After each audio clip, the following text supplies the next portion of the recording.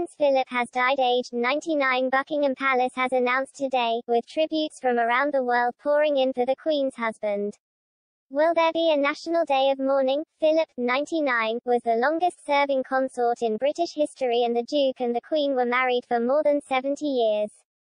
Philip dedicated decades of his life to royal duty, serving the nation at the monarch's side. Philip officially retired from public engagements in the summer of 2017. Buckingham Palace said in a statement, "It is with deep sorrow that Her Majesty the Queen announces the death of her beloved husband, His Royal Highness the Prince Philip, Duke of Edinburgh. His Royal Highness passed away peacefully this morning at Windsor Castle." Further announcements will be made in due course.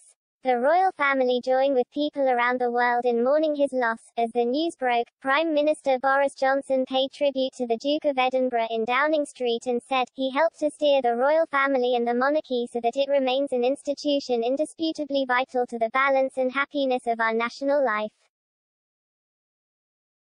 Following the death of Prince Philip, the UK will enter a national period of mourning which will last until the funeral. The national mourning period is to be observed by all, including national representatives serving abroad. The official notice of Philip's death has been added to the gates of Buckingham Palace. The Queen will also enter into an 8-day mourning period. During this time, new bills will not be given royal assent to become law, and state affairs will be suspended as a mark of respect.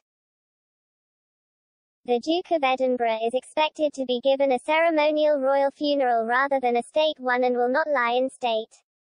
State funerals are only usually reserved for the sovereign. According to protocol, as the Queen's consort, Philip is to be honoured with a ceremonial royal funeral, as the Queen Mother was in 2002. His funeral is expected to take place at St. George Chapel, Windsor, but the long-held exact arrangements have been amended in light of the coronavirus pandemic.